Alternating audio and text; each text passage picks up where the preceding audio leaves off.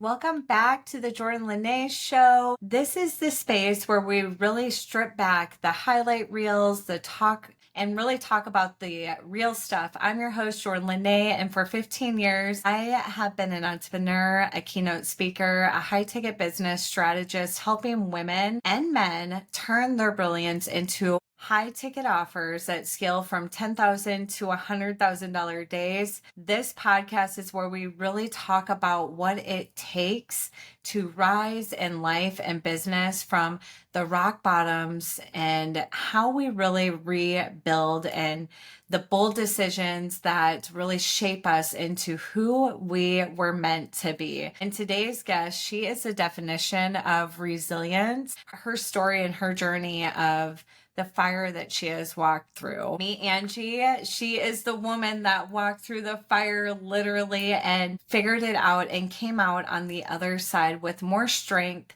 clarity, and purpose more than ever before. She walked through a divorce, bankruptcy, and a house fire and a complete identity shift. But instead of breaking, she chose to really soar, and she has now built a very successful business helping others do the same. In this episode, Angie is opening up about what it really means to let go and what to do and remember who you are. So let's welcome Angie to the show. I am so excited to have you here. And so I'm so thankful to have you here. Thank you. Such an honor to be here. And I just love everything you're doing, right? To just make things happen, to go after our dreams and desires. If it was, Yes. Yes, absolutely. Well, so I knew that I had a call on my life since I was in the third grade to help people in some way. I was brought up in a ministry family, and so serving others was just a way of life for us. And that's all I really knew. I stayed true to that calling. I went to Bible college and married a fiery young preacher and, thought I was living the life of my dreams, really. We were winning awards from the city for our help to bring crime down in the city that we lived. And I had a huge women's ministry and huge children's ministry that I ran. And I thought I was living the life of my dreams, everything I had been prepared for. And after 25 years of marriage in the ministry, I went from being a leader in our organization to being a divorced single mom and with 4 kids and no child support. And we lost everything, bankruptcy, and lost our home, lost our cars. We lost everything. And we lost our organization, everything that we had spent our lifetime building. And so, I just of course, it was the hardest moments of my life. And I went through depression, anxiety, and all of that. But something inside of me remembered who I was. And as I work with women, that is the very first thing that you have to do. You have to remember who you are when your world falls apart. And, it takes some digging deep. And, a lot of times we have built an identity around the woman we're supposed to be, or who we think we should be for everyone else. And so we build our whole identity on that. So that's what I had done. So because of that, because I had built my identity around a wife and being in the ministry. And so when those things went away, I went through an identity crisis of epic proportions because I didn't know who I was, why I was here, what I was here to do. At my core, I had just become the woman that I needed to be for everyone else, taking care of everyone else, pouring from an empty cup and all the things. And so when all that went away, I was left with, who am I now without those things? And that's what really led me to what is the second step in my process, and that's redefining. We have to redefine those failures that we go through. We have to redefine what we've been through, and we can't let what we've been through define. And that's what I did for a little while. I let, especially in the church world, here we are leaders and pastors. And then, I felt I had so much guilt and shame because I was helping everyone else save their marriage and mine fell apart. But I had to redefine that my tragedies, and remember that like, what is life about? Life is about turning our tragedies into triumph. That's what it's all about. And, there's a verse in the Bible that says that God will turn our ashes into beauty. You know, ashes are burnt up trash. They're worse than trash. Yeah. They're like the leftovers of our trash, right? And so I had to redefine what had happened to me and realize that if I said yes to the process, then I knew that my ashes, the trashiest parts of my life, the burnt up, leftover, ickiest part that I did, you're embarrassed to talk about, right? Yes. Those kind of things, that those things could be turned into something beautiful. And so that's what I started to do. And funny enough, this was probably about 17 years ago. I met a life coach, and nobody back then, especially in our area, knew what a life coach was, except for maybe like a yellow, high-powered yellow tie, corporate life coach. But something inside of me just knew that I had to connect to this woman. And so what she did then is she helped me to re-script the narrative that I had been telling myself, which is the next step in coming back from your setbacks. You have to remember who you are. You have to redefine what you've been through. And then you have to re-script the narrative that's going on up here, right? Like, I'm not good enough. I'm a failure. Not perfect. And so therefore I need to hide and be quiet and all the things. And so I began to really re-script the narrative of just all of who I thought I was. And one of the questions that my coach asked me was, she said, first of all, I had just been rejected. I had been abandoned. I had been all the things. And she had the nerve to ask me, what was your contribution? I was so angry because I thought, how dare you take my victimhood away from me? I want to keep this just for a little bit longer. Yes, but yes, yeah, I want to be the victim.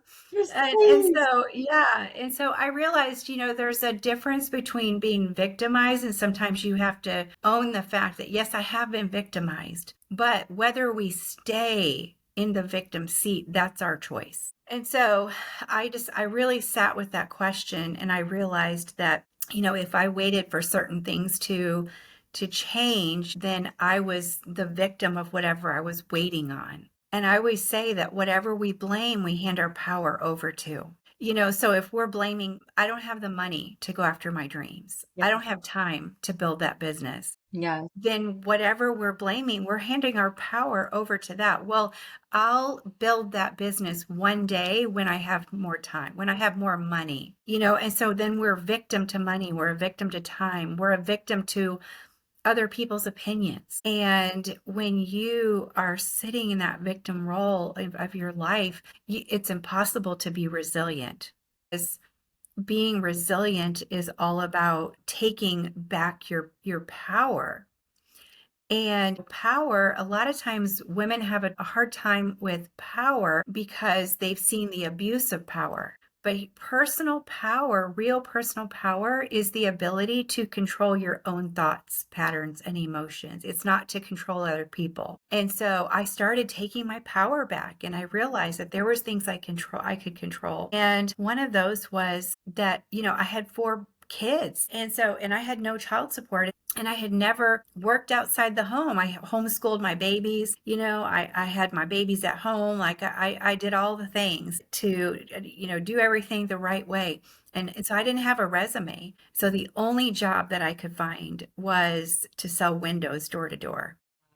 Let me tell you, I do not wish that on my worst enemy. So, but God has a sense of humor, because I had just been rejected, and now I had to go up to the door every day and just get rejected. But what I learned through that was that rejection it's their action. It's not my identity. That changes Good. everything. So we don't have to be afraid of rejection, because if somebody is rejecting us, it has nothing to do with who we are, our worthiness, our value. So I started selling windows door to door, and and I would get the door slammed in my face, and I was trained by an old school salesman, and he would drive me up to the door and he would say, "Get out and go do this." And I would come back, crying, and they'd slam the door in my face and he'd say, "What did you say?" And I'd say, "They said this." And he'd pull up to the next door, "Don't say this, say that." And I'd come back to the car crying again. And one day he said to me, he said, "Quit going after the yeses and go get as many no's as you can." Oh my gosh. And this shy, Yeah. broken woman Yes. became number one in 5 states. And that's where I learned that, again, just like rejection, failure is just an action. It's not my identity. I am not a failure. It's just something I do. And the only way to succeed is to fail as fast as I can. It is the fastest path to success. Some huge fire golden nuggets. Oh my gosh. Failing to move forward, really stepping out of the resilience and into the path of victory. And Yes. that is such a wonderful definition of success. Exactly what you just said. Going through the fire and the ashes into the beauty. All the things. And I know that's when we were kind of having our conversation when we had met at our mastermind before and just kind of going through the journey. And our journey is so relatable. Yes. Um, Yes. so relatable. 4 children, yeah, and divorced, and I found re-happiness and re-love for myself and something that I feel, yeah. So everything you just said is so beautiful. I did not have the child support either. I had been an entrepreneur for 15 years. The big grand pandemic had hit, and that was the first time I had no income, single mom. So everything you just shared is just true empowerment, stepping into your most powerful self, and the so many no's to the yes. Yes. That's right. Yeah. Oh Yeah. my gosh, so good. Thank you. Yes. So it really going through that whole season in your life, really creating impact and really stepping into your identity and having that big identity shift. What were some of the big moments that you kind of went through to really lead into who you are today? I guess just kind of the Yeah. journey, Yeah. yes, of No, I love that. creating your company, which your company is phenomenal. You are a speaker all over the world, and Dr. Angela, incredible. Yeah. Thank you. Thank you. Yeah. So, when all of that happened, coming to that point of what am I going to do with this and deciding that I was going to choose resilience, I decided to, number one, I decided because my life had been so impacted by my life coach, I decided to become a life coach. So I went and got all my certifications and just went out and started talking to women, and I found out that I was not the only one who had gone through these things. And so I started working with women and taking them through the same process that I did, because one of the things that I had done is I had decided to reinvent myself. Mm. And because I didn't know who I was, and my part of the contribution to everything going wrong was that I didn't know who I was. And so I just went along with on the ride. And so I realized that what I had complete control of was reinventing myself and getting to know who I am, why I'm here, and what I'm here to do. And so then once I found that out and remembered who I was, and reinvented myself, then I began to take other women on this reinvention. I call it an identity makeover. Mm. It's not becoming someone different, but it's becoming the most authentic version of who you were created to be. Then I wrote a book about it. And Tell us about the that's book. Yes, that's yes. when it really things began to take off, because, again, I was walking in so much shame and guilt and hiding my voice. But as I began to reinvent myself, I realized that I could no longer do that. And so I had this divine download, I call it, and I saw how every step that we go through as women, the journey of a caterpillar to a butterfly mimics that same process. And so that's why I wrote my book, and it's called Summoned to Soar: The 5 Stages of the Rise of a Woman. And hopefully you can still hear me. Oh my goodness, that was such fire sauce. Okay, good. Okay. Yay. Okay. We're still recording. Wonderful. Okay, well, I'll just Yeah. pick up where I Yeah. Thank you left so off. much. Yes. Yes. Okay, good. All right. So I wrote a book about it and I called it Divine Download. And I realized that our journey as women mimics the journey of a caterpillar to a butterfly. And so, I never wanted to be the butterfly lady, but it just kind of happened along the way. So Yeah. now, but I'll tell you why. Because most of us were taught in kindergarten that the caterpillar turns into the butterfly, but it's not true. The caterpillar does not turn into the butterfly. The DNA of the butterfly is trapped inside of the caterpillar. And when the caterpillar goes into the cocoon, enzymes are released that liquefy her into liquid goo. So Mm. she has to let go of who she was so that she can become who she was created to be. And that's exactly what I had to go through. I had to let go of the woman that was created by fears, failures, and imperfections so that I could become a woman of impact and influence. And so, but here's what's interesting is that the whole time the caterpillar is in the cocoon, she cannot excrete. So she's swimming in her own stuff. Mhm. And that's just how we are as women. Sometimes we're going along through life, and all of a sudden our life gets turned upside down. We feel like life is like liquid goo. Like, what happened in my life here? Whether divorce or fire or loss of maybe a loved one, financial devastation, and those things just turn our world upside down. But I realized that just like the caterpillar in the cocoon hangs upside down. So when life gets turned upside down, we're perfectly positioned for transformation. Beautiful. So, so here, this little caterpillar, she's swimming in her own stuff and she's having to come face to face with her fears and her failures and all of that. But if she endures the process and stays there, if she doesn't try and get out of the cocoon too early, then she becomes a beautiful butterfly. This is so crazy. This is pure science. Mhm. And this was like the foundation of my whole life, the book, my business, everything. But if that little caterpillar endures the process, she becomes a butterfly and she eventually feels the urge to break out of the cocoon.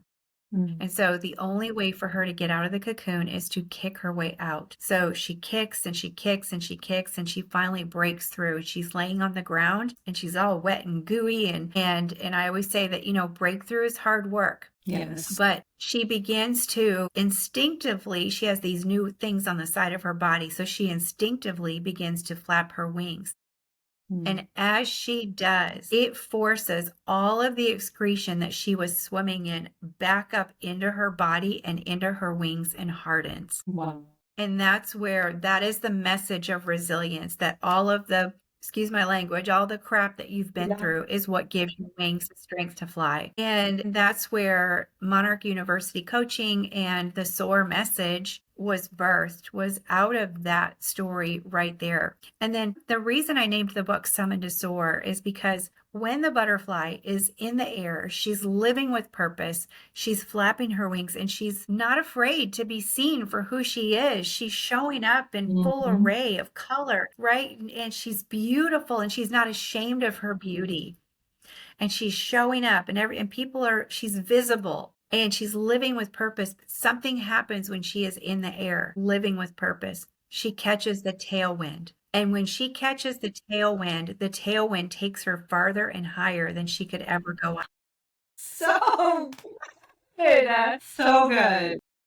That's, for us as women, like, we're not even called to fly. That's not our ultimate destination. We are called to soar. We are called to live with purpose and be in the air and not be afraid of being visible. We are called to embrace the full process of transformation, letting go of the woman that we become to become the woman we were created to be, because there is some magical that happens, that if you just go through the process, you catch the tailwind, and the tailwind takes you farther and higher than you could ever go on your own. And that's where they say, they say that the butterfly effect is real. And here's what in the natural world, the butterfly effect is one flap of a butterfly's wings impacts weather patterns on the other side of the world.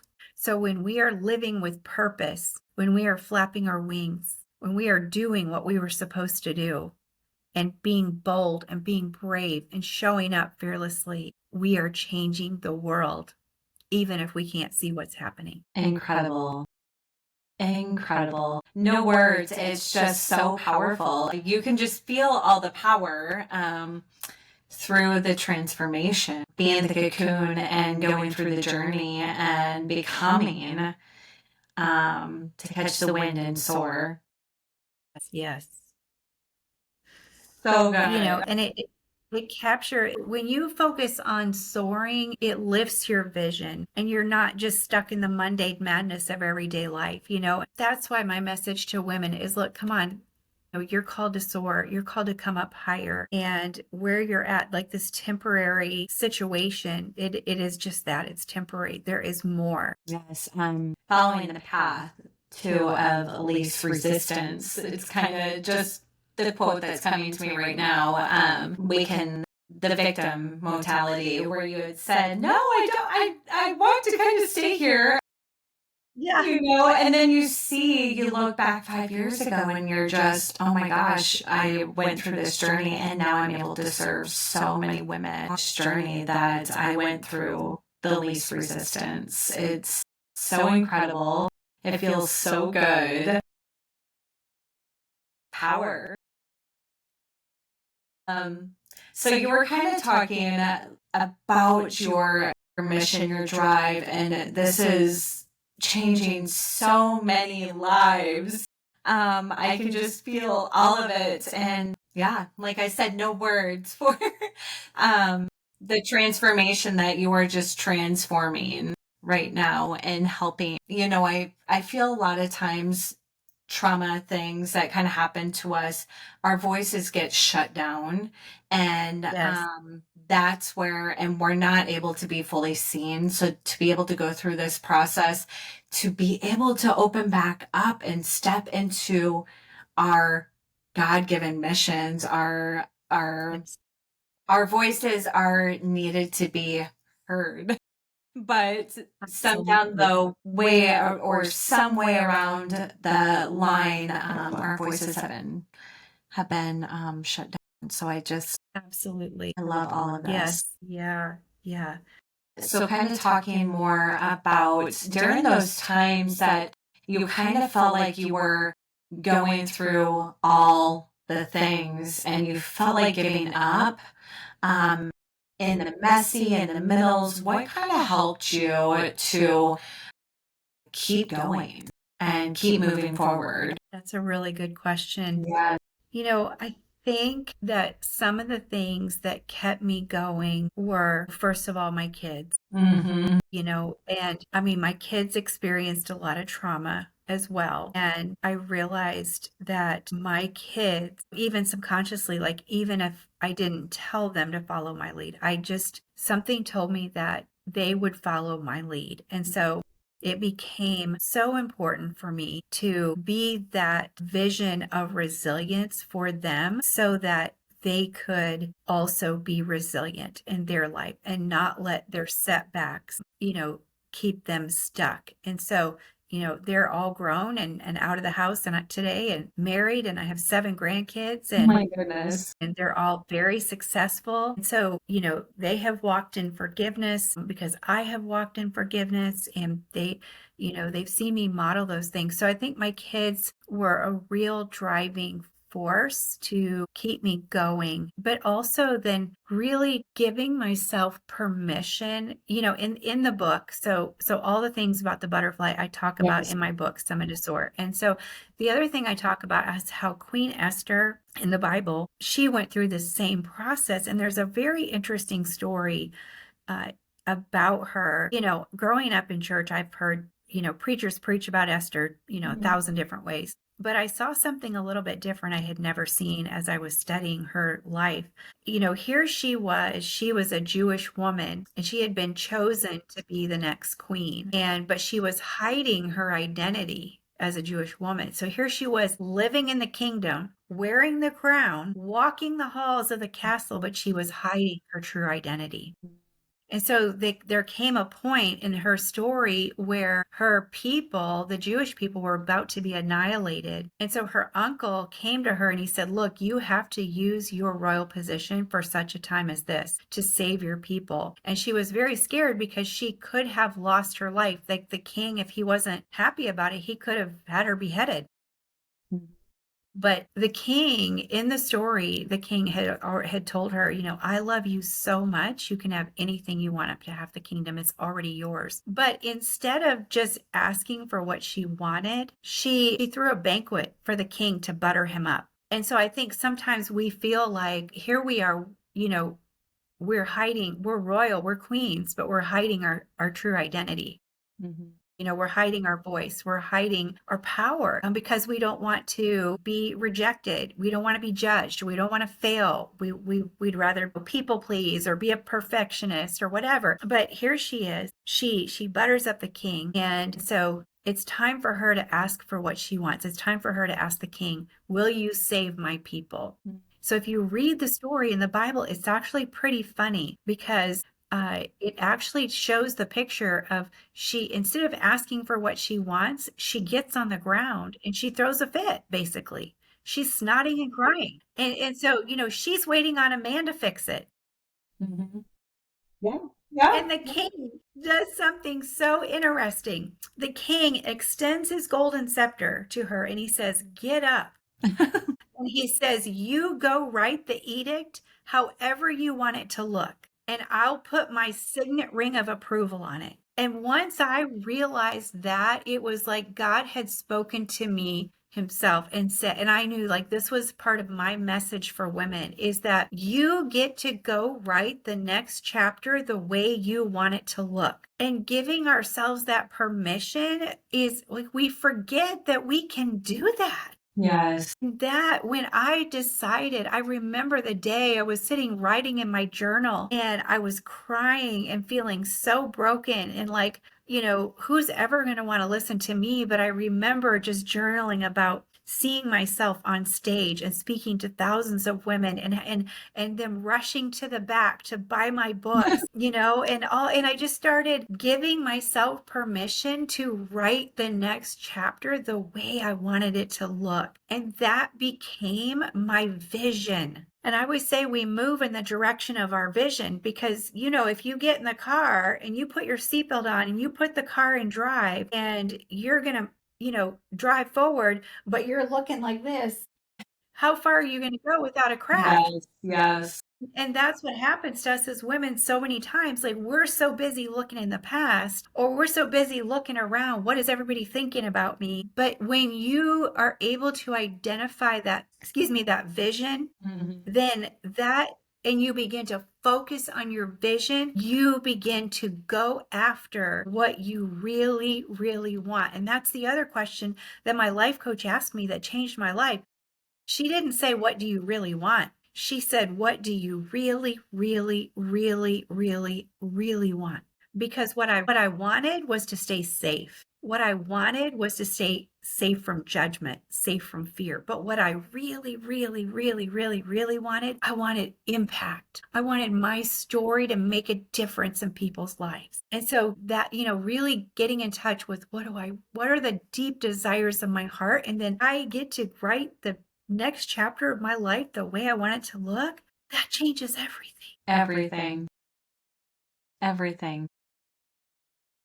So beautiful. And I think those are some of the things that just became my driving force. And then, I'll say this one more thing. I think another thing that kept me moving forward was I realized that, everybody wants more confidence. But Amelia Earhart in the 1920s, she was the first woman to fly across the transatlantic flying solo. And so as a woman, like this was huge, like no woman had ever done this. but she did it. And they said to her, my gosh, how did you do this? And she said, well, I did know what I was doing, but she said it was my confidence that allowed me to get it done. And they said, Amelia, what does confidence mean to you? And she said, confidence is the willingness to Wow. go after your impossible. Wow. Incredible. That is so incredible. She was one that I did a huge research on in high school, so I love that you use her. Wow. Yes. So I just knew, like, if I just keep going after my impossible, then I'm never going to have to feel like I don't have the confidence that I need, because confidence, it's already in us. And so that just bubbles up the more you go after your impossible. Incredible. Incredible. And all the things that you just touched on, just so incredible. So much fire sauce for women, confidence, and really stepping into your true full self. It's Yes. it's a journey, but it's a journey it's a journey worth going after and fulfilling. Absolutely. Kind of going on that, what do you wish more women or entrepreneurs would talk about more? I know I'm kind of going off. I feel from you, it's the story. It's sharing the story of their triumphs. Absolutely.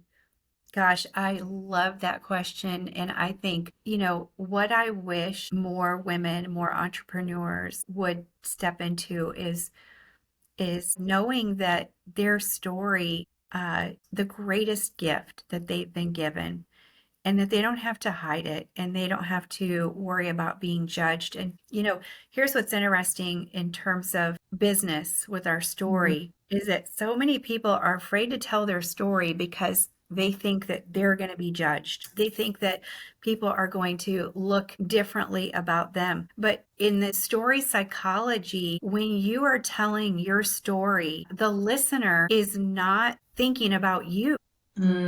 They're thinking about themselves in your story. Mm-hmm.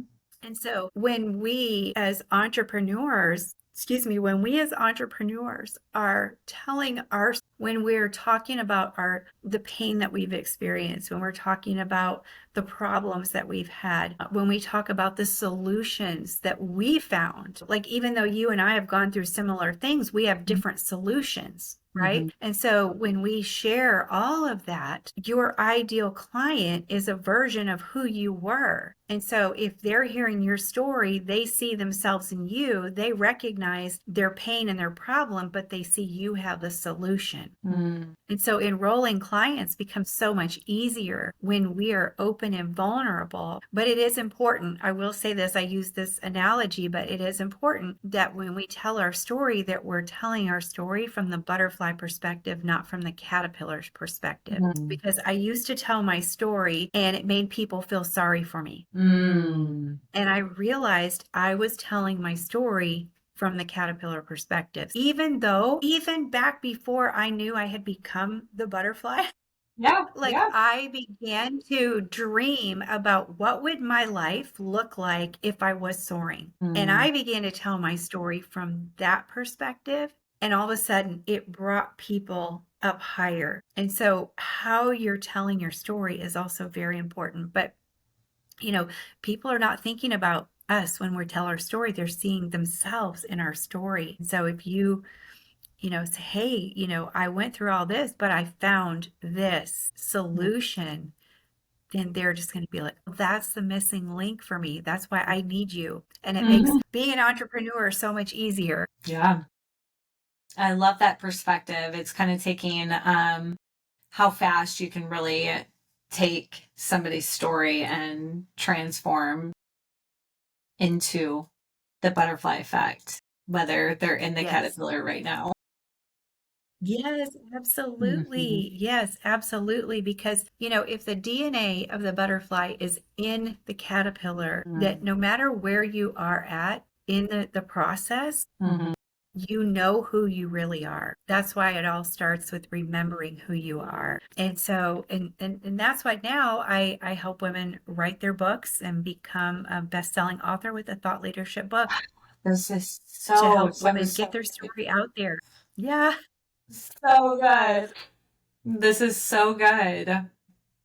I love that you're really taking everybody's story and putting it into a book. I think that is just phenomenal. The process that you're doing is incredible and Thank empowering. you. And stepping It into the it leaders is. to have that book is so It good. is so empowering. You know, the root word for authority is author. And so when you are an author, you step into a whole new level of authority.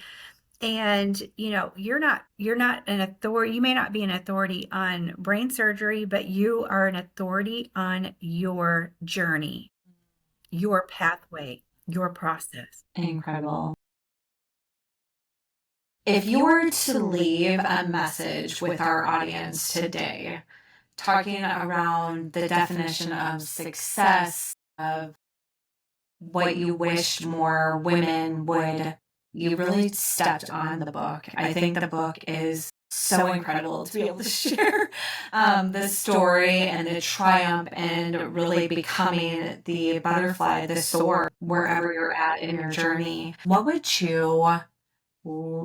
that be Yeah. for a message? You know, so in the book, I talk about it's 5 stages of the rise of a woman. So I Mhm. talk about stage 5 is called the rise, and that's where we begin to soar. And I say that, you know, the rise is not a destination. Success Mm. is not a destination. It's a culmination of who you've become in the process. And once you get to one level, I always say that like your next level will someday become your next ceiling. And so success is there's no end to success because there's always another level.